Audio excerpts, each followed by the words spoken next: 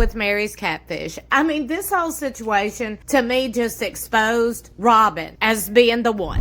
Meri Brown's catfish scandal rocked the Sister Wives universe. Christine's explosive new book reveals Kody told his own daughter not to manipulate him with her tears. Multiple Brown children have cut ties with their father completely, and through every single one of these family fractures, one name keeps surfacing again and again: Robyn Brown. The question has never been whether Robyn holds influence over this family. Anyone who has watched the show for more than a season can see that much. The real question, the one that keeps dedicated viewers up at night scrolling through Reddit threads and watching interview clips on repeat, is just how deep that influence actually runs. How many decisions that seem to come from Kody were actually filtered through Robyn first? How many family conflicts trace back to information that passed through her hands? A woman named Kendra recently gave a series of interviews that have sent shockwaves through the Sister Wives community. Kendra was not some random fan with theories. She was Robyn Brown's close personal friend for years, someone who defended the family online, someone who had direct access to Robyn's inner circle. And what Kendra revealed in these interviews connects dots that fans have suspected for years.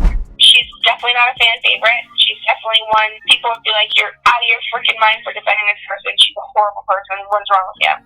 And I always found the good in her, and I was like tooth and nail for her. She cannot just ever deny that, and if she does, then she's a liar. She talked about the catfish situation with Meri. She talked about what really happened behind closed doors. She talked about how the family responded, and more importantly, she talked about how the Browns never once defended her despite everything she did for them. When you combine Kendra's revelations with what Christine recently published in her memoir Sister Wife, a pattern starts to emerge. It is a pattern of differential treatment, of certain family members receiving compassion while others receive coldness, of information flowing to Robyn first and decisions seemingly coming from her sphere of influence. To understand the full picture, we need to examine the receipts piece by piece. The identity of Kendra and her connection to this family matters more than casual viewers might realize. For years, Kendra positioned herself as one of Robyn's most vocal defenders online. She fought trolls in comment sections. She pushed back against criticism of the Brown family. She took public heat for people she considered friends. This was not casual social media interaction. Kendra was deep in the trenches, spending her time and energy protecting the image of people who had access to her personal life. But here is where things get complicated. Kendra was simultaneously in contact with the person known as Meri's catfish. Not just casual contact either, she was working alongside them, receiving information from them, communicating with them regularly. In her own interviews, Kendra admitted to speaking with someone named Lindsay who was connected to the catfish situation, receiving pictures and voice recordings, getting snippets of evidence about Meri's behavior. She presented herself as some kind of investigator gathering proof, but the whole situation raises immediate questions about her actual role. Consider this contradiction that Kendra presented in her own words. At the beginning of one interview, she claimed she had changed phone providers 3 times because the catfish knew how to hack people. She described this person as someone she needed to escape from, someone whose technical abilities frightened her enough to switch carriers multiple times. Then at the end of that same interview, she casually called up this same catfish and spoke to them like they were old friends. You cannot have it both ways. Either this person was a dangerous hacker you needed to flee from, or they were someone you felt comfortable ringing up for a chat. The story does not add up. What we know for certain is that Kendra had direct access to Robyn's inner circle during one of the most turbulent periods in Brown family history. She was present during family gatherings. She witnessed Meri's behavior firsthand. She received evidence about the alleged affair, and she brought all of this information directly to Robyn before anyone else in the family. This was not a random outsider speculating about celebrity gossip. This was someone embedded in the situation from the beginning. Kendra's central claim deserves close examination because it challenges the narrative that played out on television for years. The catfish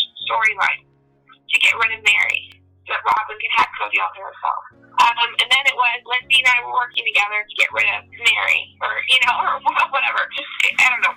All these scenarios are not true. They're all fake. They're all drummed up. According to her account, Meri Brown was never actually catfished at all. Kendra stated plainly that Meri was having a genuine affair and simply used the catfish explanation as a cover story when everything became public. She did not hedge or equivocate on this point. The evidence Kendra cited includes voicemails, intimate pictures, recorded videos, and trips that Meri allegedly took with this person. Her argument was straightforward. You cannot be hooking up with a ghost in the picture. If recordings exist showing two people together, if there were trips taken, if intimate content was exchanged over an extended period, then the catfish explanation becomes harder to accept. At least that was Kendra's position. She also claimed that Meri was financially helped by the person known as Sam during this period. Money allegedly changed hands, resources were shared. If true, this suggests a relationship far more involved than a lonely woman being fooled by fake photos online. Real financial entanglement indicates real connection, real meetings, real involvement. Kendra's timeline argument is worth considering. She pointed out that the alleged catfishing went on far too long for someone who was genuinely deceived. A few weeks of believing you are talking to someone who turns out to be fake is understandable. Months and months of exchanging increasingly intimate content, making plans to meet, sending personal material that stretches credibility. At some point, according to Kendra, Meri had to know who she was actually dealing with, and she continued anyway. The problem with Kendra's version is that it comes from someone whose own credibility is deeply questionable. She admits to being involved with the same people she claims deceived Meri. She changes her story about whether she was fleeing from or cooperating with the catfish. And she was doing all of this while maintaining a close friendship with Robyn, the family member who stood to benefit most from Meri being pushed to the margins. The catfish story cracks, but so does the story of the person telling us about it. One of the most striking aspects of Kendra's interviews is how closely her retelling of events matches Robyn's public statements. In the Sister Wives Tell-All special, Robyn described her response to learning about the catfish situation. She used specific phrasing about telling Kody what to do, about urging him to go to Meri, about positioning herself as the concerned sister wife trying to save the marriage. Kendra used almost identical language. She recalled telling Kody and Robyn about the situation. She described saying things like, "Why don't you just go and woo her back? Why don't you move her back? Here is your wife falling for someone else." The phrasing overlaps to a degree that strains coincidence. Either these two women experienced the exact same events and naturally described them the same way, or one was feeding the other lines. Kendra specifically mentioned going to Robyn first with information she gathered. She sent evidence directly to Robyn. She told Robyn that Meri was lying to her. In Kendra's telling, Robyn was the clearinghouse for all information about the scandal. Everything flowed through her before reaching Kody or being shared with the broader family. This positioning gave Robyn enormous control over how the situation was understood and what actions were taken. Think about the implications. If you control the information, you control the narrative. If everyone learns about a scandal through your filter, through your interpretation, then you shape how they respond. Kendra's own account, even if unintentionally, reveals that Robyn occupied a central position in managing this crisis. Whether that was helpful intervention or strategic positioning depends entirely on your interpretation of Robyn's character and motives. The coordination extends to specific phrases and framings that both women used. They both emphasized Meri's withdrawal from the family. They both portrayed themselves as advocates trying to help. They both suggested Kody needed to take action. The script, if there was one, was remarkably consistent between them. Kendra provided detailed accounts of specific confrontations that happened during this period. She described visiting and noticing that Meri was totally withdrawn from the family, not communicating with anybody, sitting in corners away from everyone else. These observations aligned with what other family members said publicly, suggesting at minimum that Meri's behavior had genuinely changed in noticeable ways. The first private conversation happened at Christine's house. Kendra approached Meri directly before telling anyone else what she suspected. She thought that was the right thing to do, giving Meri a chance to explain herself before the information spread. They spoke briefly, and then something interesting happened. Meri texted Kendra afterward, asking her to come to Robyn's house for a deeper, more private conversation. Notice the location. Not Meri's own home. Not a neutral space. Robyn's house. Meri apparently felt that whatever she needed to say should be said in Robyn's space, perhaps because she knew Robyn would be involved regardless. This detail suggests that Robyn's role as information central was understood by everyone in the family, including Meri herself. During that conversation at Robyn's house, Meri allegedly admitted she had fallen in love but promised it was over. Kendra claims Meri misled Robyn with this assurance, telling her the affair had ended when everyone knew it had not. The deception within deception, according to Kendra's version, positioned Meri as someone who could not be trusted even when confessing. What stands out is how these private moments consistently took place in Robyn's orbit. The information flowed to Robyn. The conversations happened at Robyn's house. The strategy discussions included Robyn from the beginning. If you wanted to understand who held power in this family structure, you would follow the flow of secrets, and those those secrets kept pooling in one location. Kendra also revealed how Leon, Meri's only biological child with Kody, responded to the scandal. At the time, Leon was still known as Mariah and was present during at least one conversation about the situation.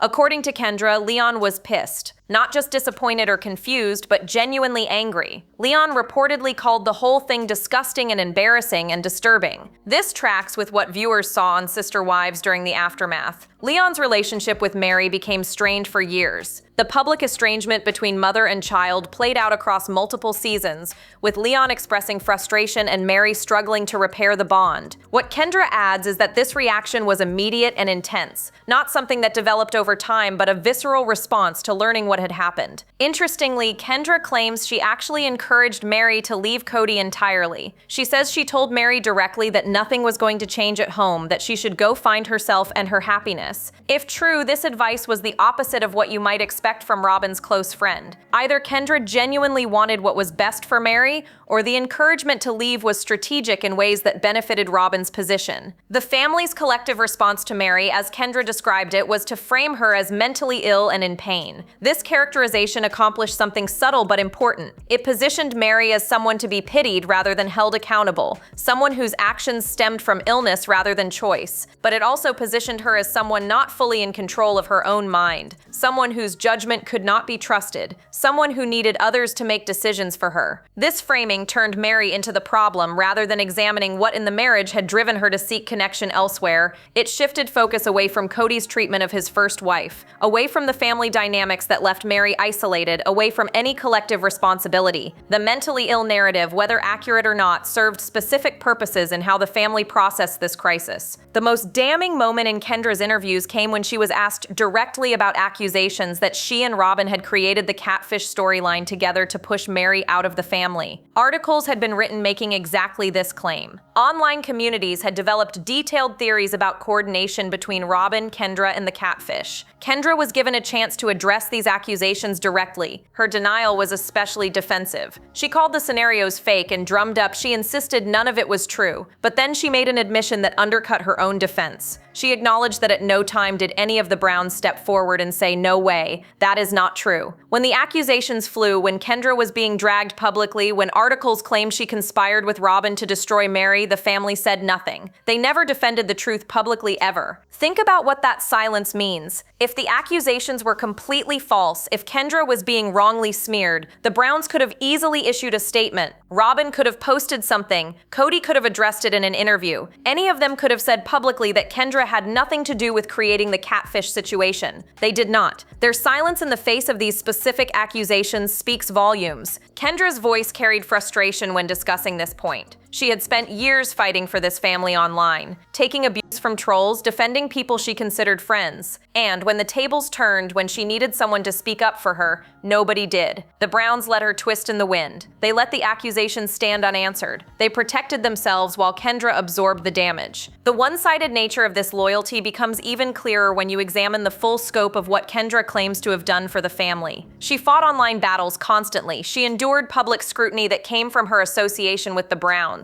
She took heat from fans who saw her as a meddler or a villain. She put herself in uncomfortable positions to gather information and relay it to Robyn. And what did she receive in return? Robyn, according to Kendra, maybe once or twice admitted they knew each other. That was the extent of public acknowledgement. After years of friendship, after all the defending, after all the information sharing and crisis management, Robyn offered only the most minimal recognition of their connection. "She never stood up for me," Kendra said plainly. And that is the one thing the trolls always pointed out. You fight like crazy for a family that never defends you. The trolls were right, by Kendra's own admission. She called herself kind of an idiot for not seeing it sooner. The people mocking her in comment sections had identified something she was too close to recognize. The Browns used her for protection, for information gathering, for online defense, and then maintained plausible deniability about the relationship. When Kendra became a liability, when the accusations started flying, they let her take the fall alone. This pattern of use and discard should sound familiar to longtime Sister Wives viewers. It echoes what other people in Robyn's orbit have experienced. Close relationships that serve a purpose until they become inconvenient, then quiet distancing while the other person handles the consequences. Whether this is calculated strategy or simply how Robyn operates relationally,